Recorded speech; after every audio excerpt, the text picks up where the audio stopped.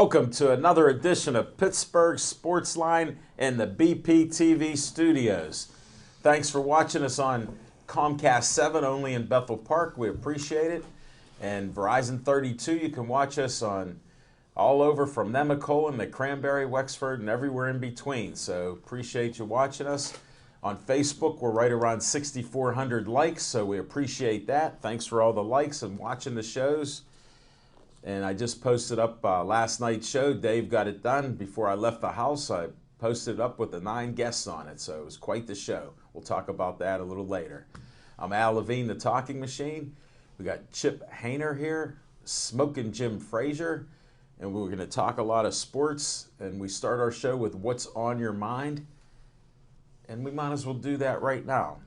Smoking Jim Frazier, what's on your mind? Thanks, Al Levine, the Talking Machine. And if you want the green, Coming at you. Oh, man! Got to see Levine. Oh, You man. saw it, folks. A white cornerback. He was able to It bounced right off your hands. Oh, man, you get both hands He on looked it. like Le'Veon Bell this weekend. You were looking to run the ball. I was looking to go before I caught the Man. ball. Man, that might be our first drop this year. It is. It's the first drop in 5 years. At I had a couple least drops it last didn't year. happen in the playoffs. Yeah, that's See, right. That's It's a regular season. There's a lot of Sorry to football throw left you to off, play. Smoking Jim. I A hope lot you of can football recover. left to play. Well, what's on my mind is a little bit of Pittsburgh Steelers, some disturbing things that I've been seeing with the Steelers, and I hope it's not what you were going to talk about, Chip. no. When you mean to step on your toes there, even though you deflected that away from me. It hit you right off the hands. The Steelers, lately the coaching staff and the head coach is Mike Tomlin, so I got to put the blame on him, is playing players, I believe, that are injured. There's a difference between pain and injury, and you start off with Cameron Hayward.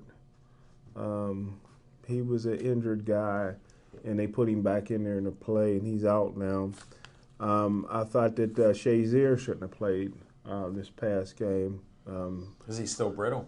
He's a brittle brother, but let him heal up in the bye week.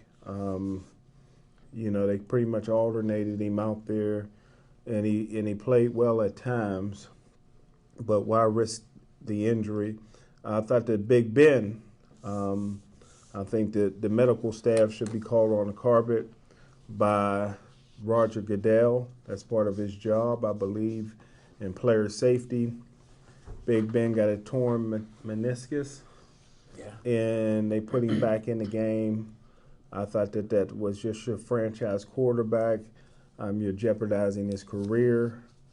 And last but not least, I think that Antonio Brown, who is maybe the hardest worker in NFL history, right up there with Rocky Bleier and Walter Payton, and a pretty good dancer. I thought that he had an injury, and there's no reason. He did have an injury. There's no reason to put that guy back in there with a hip pointer or whatever he had. I just think that there's no fear of chance of losing his job with Mike Tomlin, but he is acting like a coach that is a little desperate. I think that he doesn't live in his fears, but I think that he is doing too much to show that next man up philosophy, and it's starting to backfire on him a little bit. So they've been getting away with it a little bit lucky. If I was a player agent to one of these guys, I would be making noise with it. If I had to stop at Skip Bayless and work my way up. Whoa. But that's what's on my mind. I believe that Mike Tomlin and the Pittsburgh Steelers are a little negligent in player safety, and I'm a little disturbed about it. And that's why I bet on New England this past weekend and won some money. About time. Man, you've been shut out all year. It's brutal. Thanks for those insights, Smoking Jim. There's no player of the Pittsburgh Sportsline Player of the Week? Huh? What? No player of the week? But we still got an hour to get to. Maybe I may slip that in within the hour somehow. Stay tuned. And I can tell you what team he doesn't play for. That's a good tease. All right, Chip Hayner, what's on your mind? Oh, thank you, Alan. And Jim, you didn't step on my toes there at all. But, you know, it's funny how that you should mention player safety. And Roger Goodell in almost the same paragraph. Because I think one doesn't have anything to do with the other. Once again, Roger Goodell showed how little he cares about player safety when they handed down a $75,000 to Vontaze Burfict last week for stomping on LeGarrette Blount in the end zone, okay? But they didn't do anything when he tried to wipe out Martellus Bennett's knees after the ball was clearly over his head and uncatchable. So, you know, as far as player safety goes, my man Roger could care less. It's all about television ratings, which seem to be circling the bowl. Hey, did you see that barn burner on Sunday night? When was the last time you saw two high-powered offenses have a field goal contest and end up tied? Okay, on national TV. I could just hear the wind being sucked out of their sails pretty quick. You know, there was another real interesting game last night. Anybody watch it? I didn't think so. You know, last night I tuned into ESPN for a hot minute, and I have seen probably the worst NFL pregame show I have ever seen in my life. I bet you I could take three schmoes off the street and get more in-depth analysis of a football game than I saw out of Randy Moss, Charles Woodson, Steve Young, Trent Dilfer, and whoever else the schmo is that sits between them and mediates. It was the worst example of NFL primetime I have ever seen. I don't know what they're doing. But, you know, this is consistent with the way Roger Goodell does everything. He doesn't care about player safety. He's not doing anything to bring up the image of the Shield. You know, and then you've got the New York Giants and Josh Brown, okay? Now, Ray Rice became the face of domestic violence, and Adrian Peterson was sat out a year for abusing his child, and Greg Hardy has been banned from the NFL for multiple instances of domestic violence. Then you got Josh Brown, the kicker for the New York Giants, who had over 20 admitted instances of domestic violence with his ex-wife, and the Giants signed him to a contract extension. Oh, so they didn't take him across the pond to play in that game Sunday morning on you know, in London. Oh, by the way, did anybody watch that one? I didn't think so. But you know, now all of a sudden, after some deep soul searching, the Giants admitted that they made a mistake and they cut him. You know, the domestic violence policy, I saw a comment about Roger Goodell yesterday. He said, well, it's complicated. There's nothing complicated about it. I mean, come on, you do domestic violence, you're out, period. It should be an open and shut case. Yeah, but I guess it's, you know, I just don't understand it. Talk about player safety, talk about how you domestic violence is reprehensible, talk about everything else that you do, and yet you're going to find somebody because they celebrate a touchdown in the end zone. Well, there you have it. It's complete mockery, and that's why the ratings are going down the toilet. Very good, Jim. Good job. Yeah, it's been shocking there, especially with Mara and his statements, and said they even knew about the abuse. But yeah, it's too obvious to go through it. All right, first I want to thank Olive Oil's Pizzeria. Had a great pizza, steak hoagie. Call them up, 412-831-1900. They'll answer your call or go pick up a pizza. Great place there, so can't beat it. Then Stay Joey Strong. Pictures of Joey before and after he got DIPG, and he died before his 9th birthday. Check out the Joey Fabus Childhood Cancer Foundation. Donate $1. Donate time for their activities. They just had their Halloween party, and that's their last event for the season, although people are doing different little things at the school and after sports and all kinds of things out there. So check that out. Now, if you have a group and you want money and you need money for your group to do something in Bethel Park with the kids, contact the Bethel Park Community Foundation. They have from $100 to $5,000. Get your app online, bpcf.org. Check it out. A lot of great things and things happening in the community, and it's a great organization that helps support Bethel Park. What's on my mind is the Steelers set me up for getting a blown-out football game, and Landry Jones, got to give hats off to him that he got back to his, what was he, at Oklahoma? Yes, sir. And his passing days there. Mm-hmm. And he did throw a stupid interception there, and nobody was open, but that happened. But he did keep us in the game, decent stats. And the defense still showed how there's issues there. From top to bottom with the defense, pressure on the quarterback, they tried at times. But it was just a frustrating game because you kept thinking, we're in the game. We could do something. Then they're like, we're out of the game. They're scoring a touchdown. They score another touchdown. They kept Gronk under control, and the other Martellus Bennett kept him down to one catch. So it was a sort of enjoyable game, but frustrating because we knew they were going to lose. There was no doubt about it. Smoking Jim won a house back, so, you need that during the season. He's got to go for like 3 more so he can get even. But those things happen, and we got the bye week, so we don't have to worry about Steelers. Big Ben was out throwing the football. Now, I didn't think they practiced on Tuesday, but they said he was throwing the football today. What goes on? Their practice schedule when they're on the bye, they practice Monday, Tuesday, and Wednesday, and then they'll be off Thursday, Friday, Saturday, and Sunday, and they go back to work on Monday. I knew something happened because then they're off 4 days in a row. So correct. I got to check that CBA. You can't give them Tuesday off and then Thursday, Friday, Saturday, and Sunday. The CBA will make you. yeah, you're off 5 days of work too. I want that job. That's what they did. Well, it's safety first. That's the NFL's mantra. Yeah, it is. Safety first for the players. That's why we play all these exhibition games and no starters play. That's why we play our 16-game season. And some of our defensive players aren't playing. But, hey, I'm hopeful for the Steelers. I think I got to lower my expectations for them. I'm going to go down from that 12-4. I don't know what level I'm going to yet. I have to see when Big Ben comes back because it's 2 weeks off, 4 weeks off, 6 weeks off.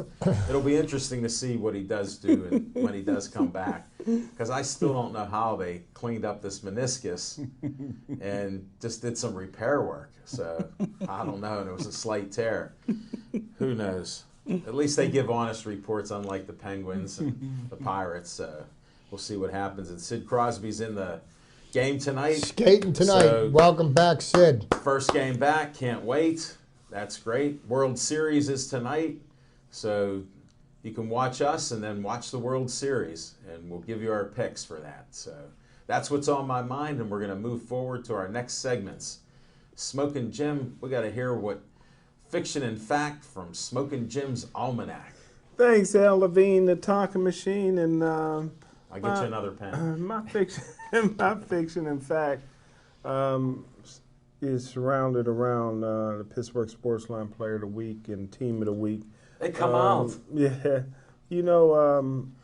I was able to do a newspaper story that comes out tomorrow on the Woodland Hills West Allegheny football game, and I tell you what, man, it was what a game. West Allegheny. It tell you about teams being prepared.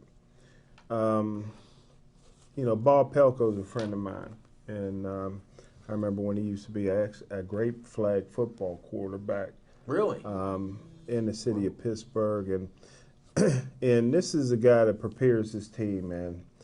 They were stuck on the bus for 2.5 hours because of traffic and an accident on a parkway. They show up to Woodland Hills. Not only does he get his team off the bus and in uniform, but they did pretty much a full pregame warm-up and was able to start the game on time. That is, and the coaches, of course, I was with West Allegheny for the most part, in the pregame warm-ups. Root Sports was there.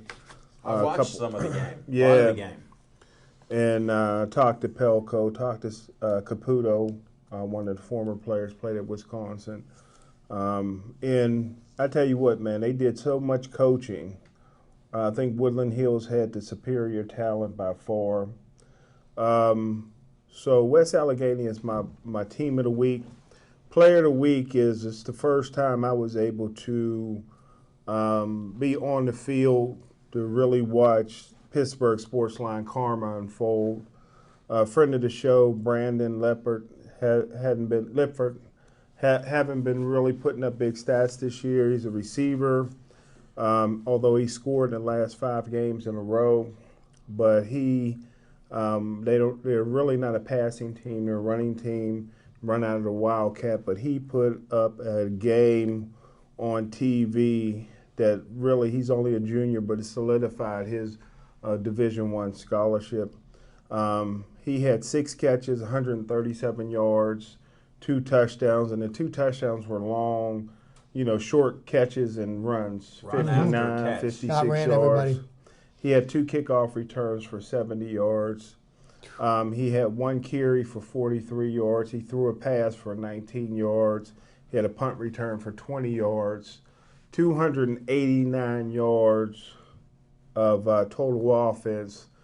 I call him Brandon hydroplane Lippert because of the rain and mud, and he just, was throwing the moves, didn't break stride, and they broke Woodland Hills' heart on homecoming.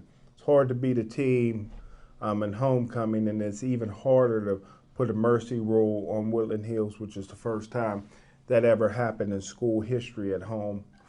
Wolverine is a tough place to play. Yeah, and it's a little overrated.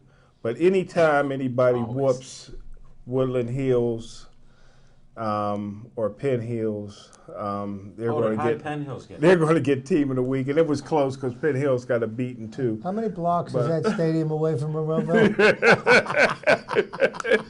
Block and a half. So the Pittsburgh Sportsline team of the week, West Allegheny. I will be out there with my newspaper article tomorrow. I went Thursday to present it to Coach Bob Pelko and everybody. Wow. And the Pittsburgh Sportsline player of the week is none other than the humble Brandon Lippert. Pittsburgh Sportsline, yes. Great karma. Well, he wasn't a guest. Yeah. Oh, that's right. Yeah, him and that other brother. Yeah, and his mom, and then him and the other guy, Stevens, that's in college now. And his mother's a cancer survivor? Yes, she is. Is that breast cancer? No, brain cancer. Okay. Yeah. Okay. Thanks, Smoking Jim. You're welcome, sir. Appreciate all those facts. You can't remember all the brothers that you interviewed, huh? No, I did forget. All gets kind of scrambled up. Yeah, they were nice all gets guests. scrambled up a little bit. They were confident guests. Yeah, Hollywood Bowl, remember? Yeah, I got that. Yeah. I got it now. That slipped my mind. We had so many guests last night. We'll get to that in a few minutes. All right, let's go to Chip Hayner's trivia time. Oh, thank you, Alan. And Jim, I just want to make one mention. I want you to hold on to a thought while I go into my trivia section, because when we get done and we get into our Steelers segment, a very well-prepared, well-coached team. Keep those words in mind. Okay? Thank you, sir. Wow. So, tonight, history is being made at Progressive Field in Cleveland, Ohio. 2 teams who have had the longest droughts in Major League Baseball history from winning the World Series play at 8:08. The Cleveland Indians taking on the Chicago Cubs in the Fall Classic, the 113th Fall Classic. This is, of all the major championships played in the United States, this is the oldest one going. So just to kind of give you an idea of the futility of both these teams prior to this year, I look at the Chicago Cubs history, and the last time the Chicago Cubs won the World Series was in 1908. And in the Chicago Cubs' illustrious career, They've won 2 World Series in their entire history. They won in 1907. They beat the Detroit Tigers. They beat them 4-0 in a 7-game series. And in 1908, they beat the Detroit Tigers. Back-to-back championships, and they haven't won one since. The Cubs have made it to 10 World Series, the last one being in 1945. But the years where they've come up a little short were 1906. So they actually made it to the World Series 3 years in a row. Boy, is that impressive. They lost in 1906. They won in 1907, 1908. 1910, they lost to the Philadelphia Athletics. 1918, something significant happened there because the Boston Red Sox beat the Chicago Cubs. That would have been the last year that Babe Ruth pitched for the Boston Red Sox. And the last championship the Red Sox won until 2004. And by the way, the manager of their team was Terry Francona, who happens to be the manager of the Cleveland Indians. Wow. Okay, so if there is anybody that's good at breaking droughts, Terry Francona would be the man. And that is New Brighton's own Terry Francona. So there is a Pittsburgh connection there. Let's not forget that. The Cubs once again lost to the Philadelphia A's in 1929. 1932, they lost to the New York Yankees. 1935, the Detroit Tigers got some payback and beat the Cubbies. 1938, the Yankees spanked the Cubs again, and the Tigers beat the Cubs in 1945, 4-3. So they evened a score, so to speak, against the Cubs. Now, from 1945, the Cubs didn't make the postseason until 1984. And in 1984, in the championship season, championship series, they lost 3-2 to the San Diego Padres. 1989, they lost to the Giants. 2003, they lost in the NLCS to the Florida Marlins, and that was the game where Steve Bartman reached out, interfered with a foul ball, even though the Cubs had a 3-run lead at the time. Even though the Cubs had a 3-run lead at the time, the walls fell in. The Marlins won Game 6. They came back and won Game 7, and the streak continued. 2007, they lost to the Arizona Diamondbacks. 2008, they were swept by the Dodgers, even though they were a heavy favorite going into the postseason. And they haven't been to the postseason until last year. Last year, they beat the Pirates in the wild card game. They won the division series against the Cardinals, and then were promptly swept by the New York Mets in the NLCS. So that is the Cubs' illustrious postseason history, a team that is well over 100 years old, and they've made approximately 15 appearances in the postseason. Now, I decided to go with the long list first. Next, I'm going to go to the team that I'm rooting for this year, the Cleveland Indians, because their list is a lot shorter. And the Cleveland Indians have also won 2 World Series titles in their history. They haven't been to the World Series quite as often. They've only been there 5 times in their history. They were there in 1920, where they beat the Brooklyn Robins. They beat them 5-2. Wow. The 1948 World Series, they beat the Boston Braves. In 1954, Willie Mays made history by catching an incredibly long drive off of Vic Wertz's bat, and the Indians were swept by the New York Giants, and Willie Mays won his first World Championship. Then the Indians made it, I have always said this, 1994 was really a tragic year for the game of baseball, because that was the year that the owners and the players decided to strike, and the owners, to spite the players, canceled the World Series. And the very 2 best teams in baseball that year, either which, and I believe it would have been the Indians that won the World Series that year, were the Montreal Expos and the Cleveland Indians. And subsequently, the Indians missed their opportunity to win a World Series. When the World Series was resumed the next year, the Indians made it all the way to the World Series. They lost 4-2 to the Atlanta Braves. And out of 13 division titles in a row, that was the only year that the Braves won the World Series in the 90s. That's amazing. In 1996, they lost in the playoffs to the Orioles. 1997, again, a very strong Cleveland Indians team went into the World Series against the Florida Marlins. And once again, the Cleveland Indians came up short. Jim Leyland won his first and only World Championship, 4-3. 1998, the Indians made it back to the ALCS, only to be beaten by the Yankees, and they made it to the Division Series in 1999. In the 2000s, they've made the playoffs 3 times. 2001, they lost in the Division Series. 2007, they lost in the ALCS to the Boston Red Sox 4-3. And in 2013, they lost in the wild card game.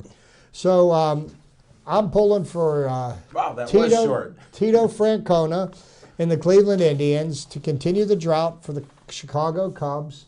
I think it is the Indians' year. And as much as I have always taken great joy in kicking any Cleveland sports team while it was down, I'm proudly, This is Cleveland's year. I'm proudly rooting for the Tribe this year. So let's go Tribe, and it all starts at 8:08 this evening. Do you wish that Cleveland's coach was the Pirate manager?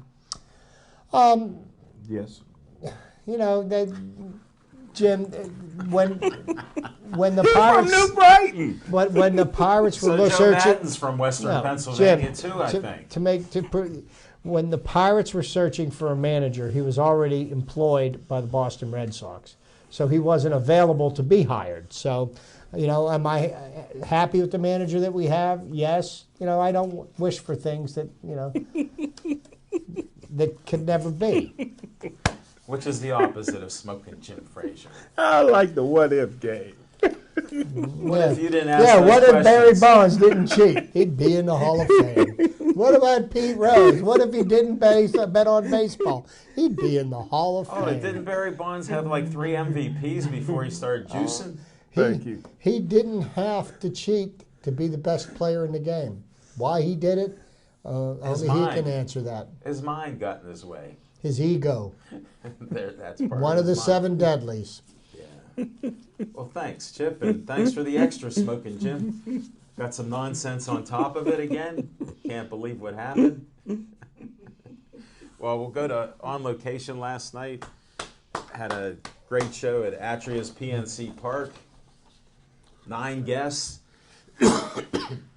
We started our show out with a guy that I met through Frank Merja, Lee Trebosic, a magician. He's been doing magic acts for all over the country. And here I met, we started talking to him. He's a big Steeler season ticket holder fan. He had a story he told, taking his dad to the Super Bowl in Dallas, although they lost. He told that story. And he's doing something that hasn't been done in 100 years. You've all heard of Houdini. Well, Houdini performed in Pittsburgh 13 times. And one of the things he did his thing where he's in a straitjacket, upside down, held by a chain, and they drop him into a tank of water. That was in November 6th, 1916. Well, it so happened Lee told his story about that. He's doing it Sunday, November 6th, between 10:30 and noon. People are going to film it. He's going to perform that act. And he's been training for it. He'll be in a straitjacket. He'll release himself from that and get out of the tank of water. I believe that Houdini had some kind of a medical issue when that happened. I believe it may have been some type of a hernia or something like that. That may have affected him. But I do remember there's some interesting backlog to that. Oh, yeah. Well, he ended up performing as late as 1925 in Pittsburgh also. But, yeah, he had some issues there. He was in great shape. Houdini was a genius marketer and all that stuff. But Lee was a great guest. Then we had a lady with an app, a friend of Jody Velasquez, Annie Herdshot. She come on and give a show. And we had Pittsburgh Passion running back, Sierra Chick, one of our favorites. She come back with her baby girl, Kinsley, who I actually interviewed on TV. She's 6 months old, so it was a little difficult to get any words out of her. I was going to say, she couldn't get a word But in edgewise, right? No, she did hold the mic. She held the mic, so we did get that. We had a bunch of guests. We had a great defensive lineman, an end from Westinghouse, Tyrese Hicks, and his dad, John. Tyrese, he had 4 sacks in a game against Carrick. He's just unbelievable. He has a 3.6 grade average, smart kid. He's a junior. He got another year, and he's lights out in what he's playing. They play Brashear this week at George Cupples Stadium. I said I'd be up on the bridge looking down like the rest of the people, checking out the game. But he's quite the athlete and just very articulate for a 16-year-old. And he works out. He's in great shape. So check him out this Friday, George Cupples. And we had a couple other guests. Will Macon, one of the best basketball players, who's going to get in. He's one of the inductees for the 2016 Pittsburgh City League Hall of Fame. He gave us quite the information from Chicago to Spain, Italy, played basketball in Europe, come back to Chicago, then Pittsburgh. And he's been in Pittsburgh the last 5 years. So great interviews. We'll be back there November 14th. So check your calendar You forgot for Pretty that. Boy. Oh, man. Well, Pretty Boy's the MMA fighter. How could I forget him? He got injured in one of his fights and hasn't fought since. So he's debating about getting back in to the cage. And so we had some great guests there. It was great to have everybody out there.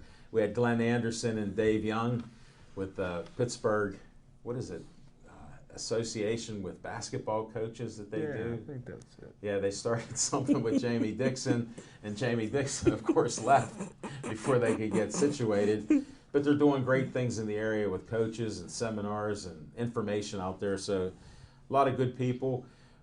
We'll be on November 7th, Hollywood Lanes. Check us out there, 7:30 to 8:30. We'll have a show in that great venue, so check it out. Next week, no show. It's a 5th week. Don't have one scheduled for the 5th week of each month. There's only 4 of them each year. We're working on it. Maybe next year we'll do that. But nothing on Halloween, so trick or treat, and don't worry about stopping in to see Pittsburgh Sportsline. All right, let's go to Steeler talk. Okay. Did we all watch the Steeler game? If I could get, I'd like Jim's input, and obviously. Well, you set him up to think about something. Well, he touched on some things, and he's kind of taking Coach Tomlin to task. But some of my observations from the game, and I just would like Jim's input after I share some of my thoughts. These are some of the things that I thought while I was watching the game. We watched 2 different coaching staffs in action on Sunday. One was very methodical. They were very well organized. They had a plan to attack the other team's weaknesses. And, every time Ryan Shazier was out of the game, they threw short crossing routes in front of Lawrence Timmons, who couldn't keep up with the wide receivers. They did it again and again and again and again, and it kept working, and they kept getting first downs out of doing it. And I think by watching the New England Patriots, you're watching what it takes to win a championship when you look at the way that their coaches manage the game and they manage their players. You look at the Steelers, there was no continuity. Mistakes were being made, and there was no accountability for that. The Steelers, for them to have beaten the Patriots, they needed to capitalize on the mistakes the Patriots made, and they did. The Patriots did make mistakes. We did not capitalize on them, and we could not avoid to make mistakes. We made multiple mistakes, at least 10 penalties, one which brought back a touchdown, which could have changed the course of the game. Also, Jarvis Jones showed up for one play, and he probably actually played the best game of his Steeler career. First play, and he strip sacks the ball, recovers the fumble. And then, Landry Jones goes for Antonio Brown in the end zone. And what I didn't understand is, okay, when you're throwing the ball up in the air like that and it's one-on-one, either you catch the ball or you make sure that the other guy doesn't. And somehow Antonio Brown didn't get that message. Subsequently, there's a 14-point swing there because he did throw it more directly to the New England player, where it would have been difficult. You know what? Bromley You to know not- what? You mugged the guy. Yeah. I mean, what are they going to Yeah. do? Throw a flag? They're going to give you a 10-yard penalty. You still have the ball. Show them one of your shoes. You that know, you have. I mean, Maybe you'll distract them. But Put a shoe on them. You know, if you looked at, I looked at Tom Brady. There was less than a minute left in the game, and you looked at the intensity on his face. He gets up and he starts warming up, throwing the ball around. They were up by 11 points, okay, He was and ready. he was so focused until that clock has all zeros on it. He was still ready to play the game. At the end of the first half, at the end of the second half, the Steelers were walking around, milling about, not hurrying back to the huddle, wasting time when they could have done something to, you know, extend their ability to. So there's poor time management for the Steelers. You look at Belichick. Belichick's men, they were prepared. They were ready to go. They were organized. They were methodical in the way they approached the game. The Steelers were haphazard. The right hand didn't know what the left hand was doing. But New England did play a sloppy game. For them, yes. Yeah. But for them, With what they're taught. And one thing I want to interject is Belichick is playing chess. Tomlin's playing tiddlywinks. Exactly. So, I mean, those are some of the things that go on. It's obvious. Just like when Belichick's playing his things, whatever he's done in the past or cheat or whatever else you can call him out. But he sets the other team up because he plays against their strengths. They try to do their thing, and he stops them at that. So they got to do other things, which plays right into his wheelhouse. He is the best in the business. I hate to have to admit that. There is anybody better. I was listening to Josh Miller talk about how Belichick does things, okay? And this is the difference between the way Mike Tomlin manages his team and the way Belichick manages his. Josh Miller said that there were only two people on the Patriots that had get-out-of-jail-free cards. One was Tom Brady. The other one was Gerard Mayo. Everybody else, it was known that they were put on notice. Josh Miller had a bad game, okay, punting. The next day, they had 6 punters in there trying out for his position. Not that they were going to get rid of him, but he was just letting him know, you know what, you're one more bad game away from being gone. And Belichick doesn't care who it is. He will cut you in a heartbeat, and he'll always have somebody that will play their heart out for you. And you just don't see that out of Tomlin. No, Tomlin puts up with the same mistakes made time and time and time again, and there's no retribution for it. And, you know, when you need the players to perform, they just weren't there. What do you think?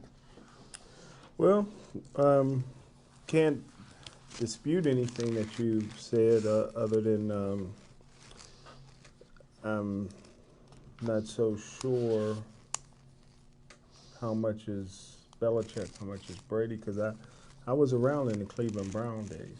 I remember them. Now, coaches mature and they get better, but Cleveland didn't have a Brady. And this is a rare dude, man.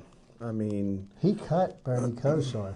yeah, He was Cleveland's yeah, favorite son. yeah, he sure did for the guy that's colorblind, Vinny. Vinny Testaverde.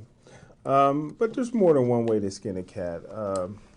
Since 2007, they both got the same amount of Super Bowl victories, Tomlin and Belichick. I think that Tomlin's biggest problem right now is his arrogance.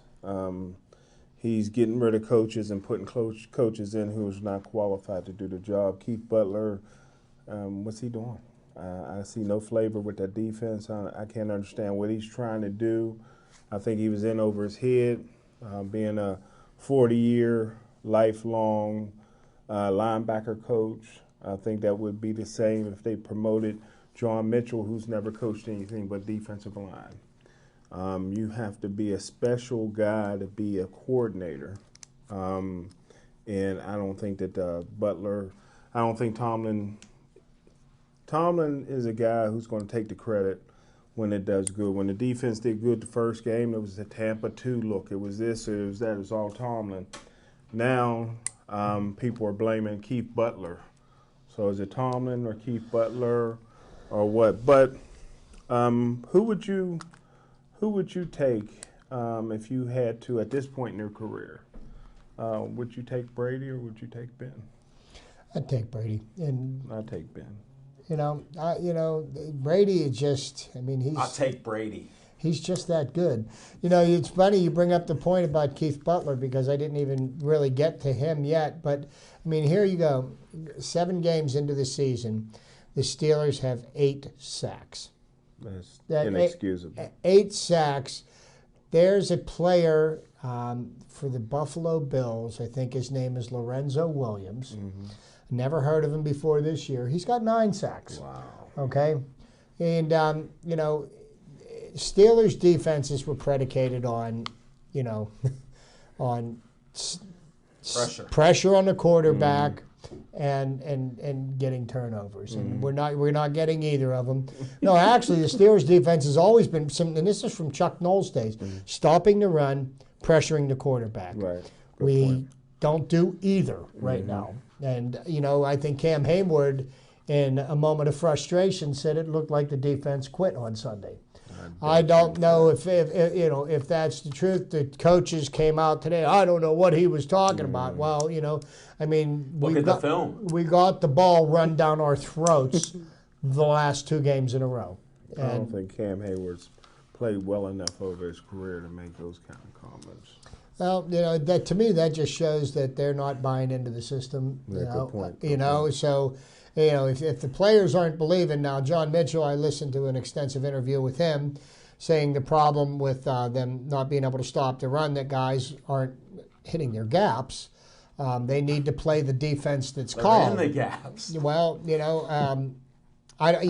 that's what's I don't know about all that, but I mean, for 2 teams to torch the Steelers for over 400 yards rushing in the last 2 games. You're not going to win a lot of games doing that. And if we don't find some way of generating pressure on the quarterback, I mean, look at Brady. His uniform wasn't even dirty at the end of the game. There's no way a Bill Cowher coach team or a Chuck Noll coach team would allow a north-south running back that walked off of your football team to come in here and run that freely. I mean, they would have stopped LeGarrette Blount.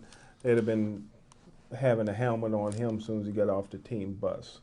And for him to be able to run that cleanly, I don't care if Brady threw for 500 yards. Blount was not supposed to do what he did against the Pittsburgh Steelers. Not after them, cutting him. Getting rid of him off the team. Well, he walked off the team. Yeah. Although I wouldn't have done what they did, but. Late breaking news: 1-0 Florida, and Matt Murray's back. And by the way, I forgot to make note of Jim's favorite hockey player who's in Pittsburgh tonight. Jaromir Jagr is here tonight. Man. 44 years old. He's playing against our Pittsburgh Penguins. Wonder where he's going after the game. Somewhere where he isn't liked. Little side note here: we got stuff going on everywhere. Yeah, we just have to be that A little way. reminiscing. Hey, at 44 years old, he's still playing quality hockey. But he's third all-time leading scorer. But getting back to the Steelers, there's still a lot of football yet to be played this year, and 9 games. Antonio Brown, with no help, and other Antonio Brown. I mean, what other wide receiver right now do we have that's a threat? You got one-handed Sammy Coates. You've got Elijah Rodgers, who didn't show, basically didn't play. This kid Hutchinson, I don't know who he is or where he came from. He seemed to make a couple of nice catches this past week. But, Antonio Brown, though, he may have gotten some And then what happened to the tight ends? Well, you couldn't throw to a tight end? They were open all the time. Yeah. 6'7". Holy heck. That's an easy target. Yeah, he can catch a ball. He just can't block and that well. And here's the next thing. You had Landry Jones throw the ball 47 times. Wow. Okay. Wow. 47 times he threw the ball, and I don't think more than 42 of those passes traveled more than 5 yards. And especially when you're getting down into the prime of the game where you need to manage the clock, get your receivers out of bounds, we're throwing a 3-yard curl pattern in the middle of the field so that when the runner gets tackled, we're not stopping the clock. We only have one timeout left. We've got to spike the ball, so you're losing a down. It just Well, there was no urgency. yeah, especially in the 2-minute warning in the first half and in the second half, and that I blame the coaches for that. Well, what does Alan Levine, the talking machine, been saying for a number of years? Todd Haley was brought in to run the football, and that has not happened. We throw more than ever. That was just that was a Houdini move. Whoa. Smoke and mirror. You pulled the. Did you know- Make me want to start laying in my Well, house when upside you hear down. that he threw the ball 47 times, you didn't realize that. I mean, that's, generally when a quarterback's throwing the ball 45 to 50 times a game, you're losing that game. Or you're behind and you're trying to play catch up. And here's what the shame of the whole thing was. The Steelers, by rights, should have won that game. I mean, the Patriots played sloppily enough for the Patriots that the penalties Steelers they kept shooting themselves in Yeah, the foot. penalties were- They kept on shooting themselves in the foot. We took one step forward, two back. And to me, again, that's what are your coaches doing if they're not teaching you the proper techniques? 10 penalties. I mean, what are you doing in practice if you're not practicing on the fundamentals? There's something missing there. There is a way to tackle a defensive lineman without getting a flag. Yeah. It happens all the time, right? And there's a way to stop the run by being in the gaps. There are gaps. You can see where the gaps are running. If the worst case scenario, the guy trips over you, because it doesn't seem like we have the ability to wrap anybody up. Because if you notice, and this is another thing that is not indicative of Steeler defenses, is that the first guy that hits the runner very rarely brings him down. True. Yeah. How many times, look at Troy Polamalu. How many guys did he hit and put down, Well, A young James Harrison, he used to swallow ball carriers. Artie Burns put a receiver down pretty good. What do you think of that penalty? In that football, you grab them and you tackle them down. I personally didn't see that, but we're worried about player safety, aren't we? That was just a continuation. I don't think that was a late play. I mean, he grabbed him. The guy was still fighting for yardage, so he went boom, and he dropped him on the ground. I mean, he didn't drop him on his head. Guy's got pads on, but I don't know, for whatever reason. In the NFL, that's a penalty now. You can't. Yeah, but the thing you can't is, swing them down to do that. In the NFL, that's just how it is now. yeah, but Alan, that would be great if they call that every single time. But you know what? There's no I agree consistent. with It's you. just like the way they hand out punishment. There's no consistency to the way they do anything in the NFL. One play it's a penalty. The next play not so much. And Artie Burns been struggling to make tackles, so I guess he wanted to make sure he made that one. Well, he did, but He he put got an exclamation 15 point on it, and they got him. That's what happened. Butler was looking to make another call for another defense. He didn't see what happened. So, and with Butler, he got lucky last year. We got some faster guys, and he kept sending. We had blitzes every play, Good point. so it made a huge difference. Last year, he blitzed his way into having the defense look a little better than they were. Although we were nervous at the end of every game whether we could hold a lead. Yeah. Because that's a huge detriment to your team that you can't stop anybody. Well, what kills me is we've got all these high draft picks on linebackers, and we've got 8 sacks in 7 games. You were talking about this young man who played at Westinghouse. He's got 4 sacks. He's got half the sack total for the entire Steelers football team. Just And the week before, he had 2 sacks. we So we he are had the 6 we sacks have in the 2 games. we have the fewest number of sacks in the NFL. I mean, you know There's what? a reason for it. Did you see what John Harbaugh did in Baltimore when the offense?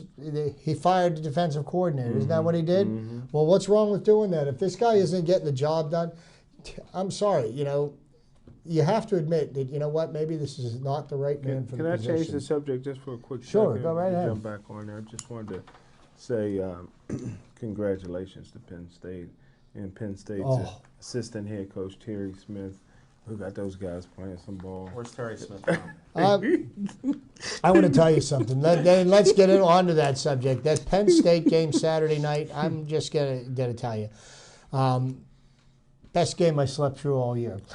I mean, I watched the whole game. It was no, a great game. I'm serious.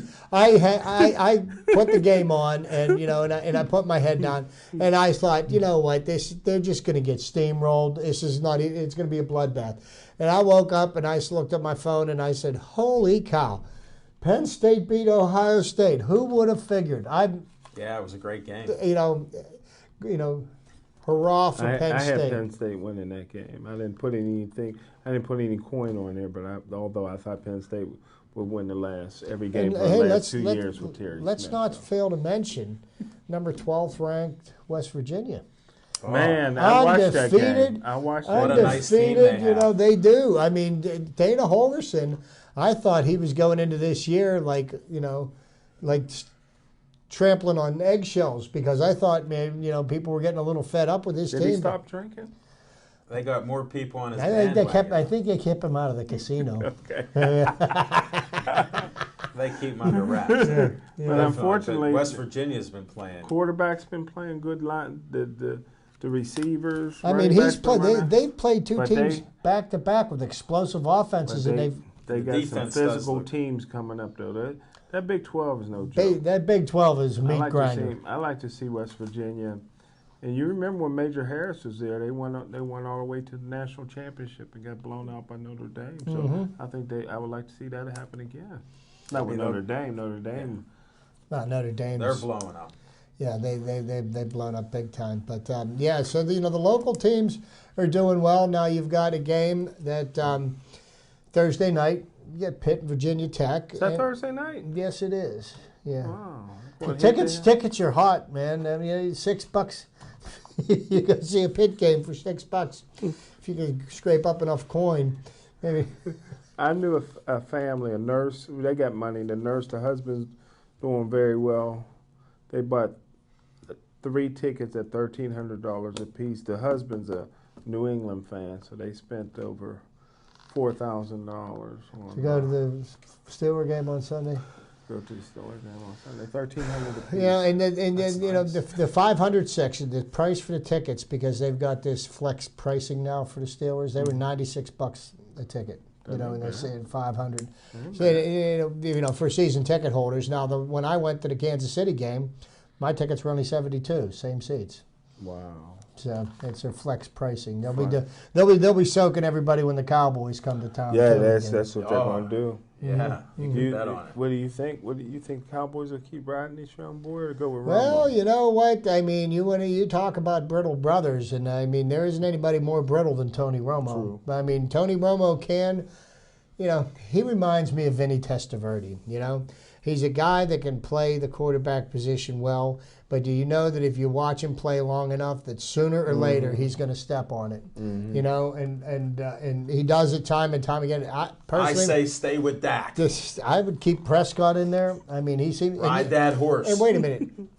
Do you know what round he was drafted in? Fourth. round. 4th round. Do you know any other quarterbacks who were drafted in the 4th round? Yeah, Landry Jones. Yeah, boy, that's amazing how you can find a quality quarterback in the 4th round. We can't. But to give the Steelers a little break on that, give the Steelers a little break on the Landry Jones being a backup.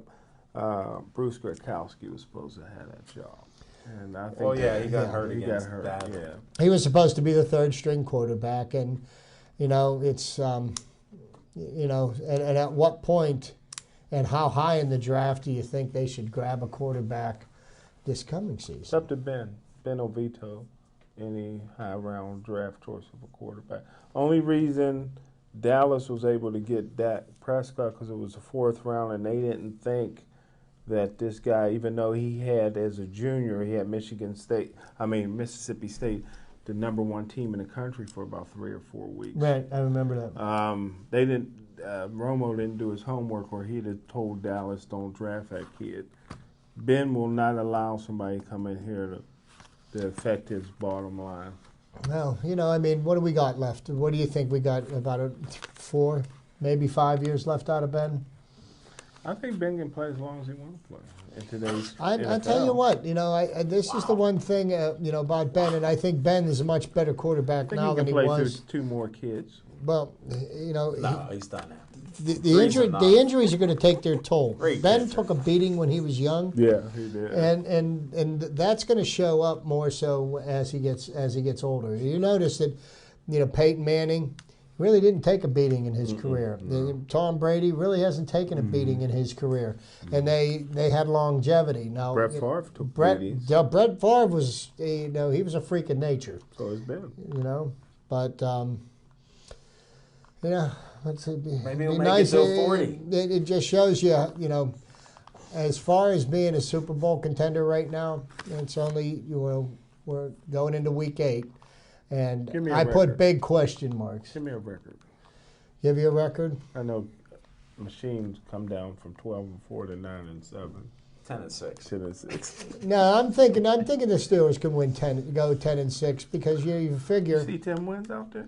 Yeah. Well, okay, I got 2 against the Yes. Browns, and we should be able to beat the Ravens once, and I don't know who else we got, but on the horizon. But I mean, I don't see how Cleveland's going to beat anybody this year. Cleveland, in their first 7 games, have used 6 quarterbacks, and I think they may set the NFL record for most quarterbacks used in a 16-game season. Yeah, it's definitely possible. They got trouble. Can they average 1 a game? And you know what? They might be so desperate for a quarterback that Johnny Football might look like a viable option for them. I don't think. I think they're done there. That option's You don't gone. ever forget they're the Cleveland Browns. Another woman beater. Is he? He go after rest. Smoking Jim, you got the secret information. Yeah, It's you just get- unbelievable. Jim's got the inside scoop. Well, So, we got 2 minutes to go. 2 minutes to go. Sid Crosby back from his concussion. We'll see how the Penguins do. Sid had a little time off. And actually, it's probably going to be the best thing for him because he played so much hockey, going into the Stanley Cup Finals and then having a short rest and going into the World Cup of Hockey. He won the World Cup. Maybe the fact that he got a little time to rest his body could bode well for the Penguins as the season moves on. It's real early in the season there. Have you watched any of the games? Have you seen any? I actually have not yet. I haven't Because really had the- Hornquist is playing out of his mind. Every game, just like he was during the playoffs, sacrificing himself. He ignited him the other day when he was. I want to tell you something. Just Out of all the unbelievable. moves that Mike Rutherford has made, I think that may have been the best trade that he made was trading James Neal for Hornquist. looks that way. Everybody was complaining about it because he was cleaning house, but I think it was one of the smartest moves that he made. He's made some moves, and look, they won the cup. We're trying back to back. It's just Can't nice to be argue- able to say that. can't Let's argue try to with win again. success. Try to go back to back.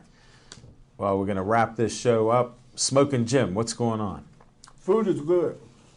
I'm glad you got that last piece under your belt. Chip, thanks for everything. Appreciate it. Thanks to all of you for watching our show. We appreciate it each week. Thanks for coming out and seeing our shows. It's always a pleasure. Thanks to Dave Cable, director of BPTV, for letting us do this and venture out throughout the city. Thanks to Devin Shea and whoever walked in to help him. I'm sure you got maybe Ethan there and Connor. Maybe they're helping him there. But we appreciate it. I didn't hear what you said, but we'll have to check it out. See you next week or watch us on one of our Tuesday through Saturday night TV shows. Stay Joey strong.